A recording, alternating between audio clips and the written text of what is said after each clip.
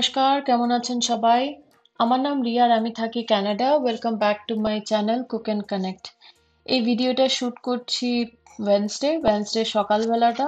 মায়রাকে আজকে স্কুলে ড্রপ করতে যাচ্ছি। আজকে আর ও ডে কেয়ারে যাচ্ছে না বলে একটু লেট ওঠালাম। রাতেবেলা আজকাল একটু লেট ঘুমাচ্ছে বা ওর ঘুমটা অনেকটা ডিস্টার্ব হচ্ছে বলে আজকাল সব ভোরবেলা উঠিয়ে আর ডে কেয়ারে নিয়ে যাচ্ছি না। তো ওকে রেডি করে এখন একটু খাবার দাবার দিলাম, তারপরে ওর লাঞ্চ বক্সটা রেডি করলাম, যেহেতু ওর কিছু ফেভারিট জিনিস লাঞ্চ বক্সে রেখেছি বলে ও আজকে খুশি স্কুলে যাওয়ার জন্য।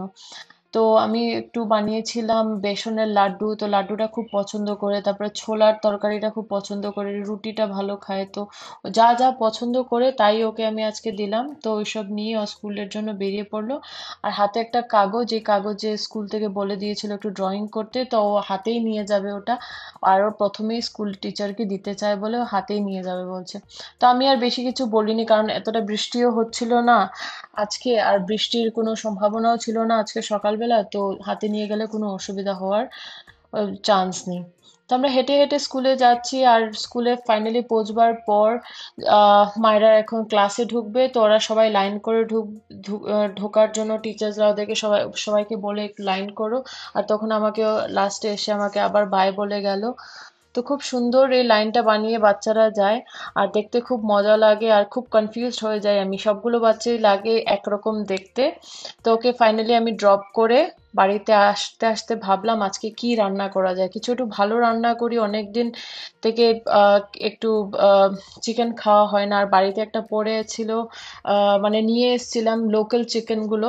আর লোকাল চিকেন আমি বিয়ের আগে বাড়িতে খেতাম, তারপর আর অ্যাকচুয়ালি খাওয়া হয়নি। ইনফ্যাক্ট বিয়ের আগে নয়, ছোটবেলায় খেতাম যখন আমি আমার হোম টাউনে ছিলাম, শিলচর।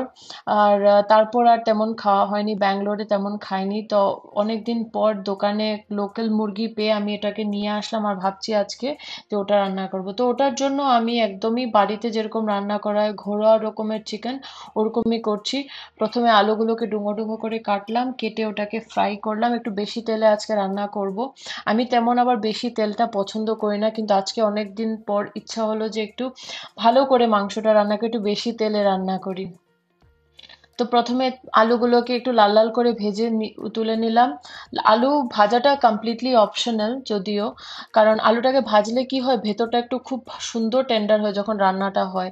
তো আমি ওই কারণে একটু আলুটাকে ভাজলাম, তারপরে কড়াতে সেম তেলে একটু গোটা গরম মশলা দিয়ে একটু কুচানো পেঁয়াজ দিলাম, একটু আদা রসুন বাটা কুটে দিলাম। এবার আমি ইসে দিইনি, মানে পেস্ট করা কিছু দিইনি, সবগুলোই কুটে কুটে দিয়েছি। আর শুকনো লঙ্কাটা দিতে পারেন, টোটালি অপশনাল, আমি প্রথমে দিতে ভুলে গেছিলাম বলে এখন দিচ্ছি।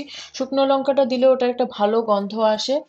আর চিকেনটাকে আমি বাড়িতে এসেই কেটে ম্যারিনেট করে রেখেছিলাম 10-15 মিনিট, তো ওই চিকেনটাকে এখন দিয়ে ওটাকে কষাবো।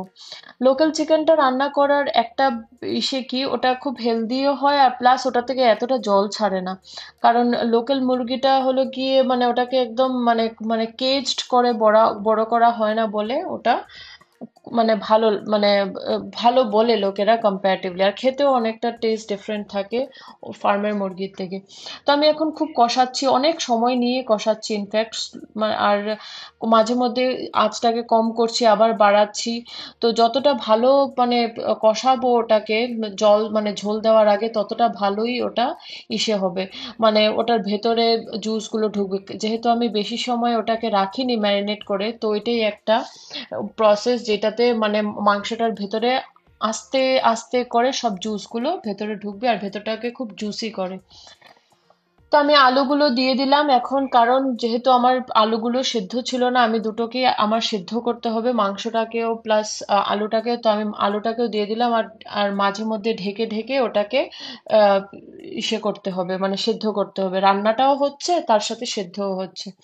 তারপরে যদি পছন্দ করেন টমেটো, তো টমেটো দিতে পারেন, নাইলে স্কিপ করতে পারেন। আমি টমেটো তারপরে ধনেপাতা এগুলো খুব পছন্দ করি বলে আমি দিলাম।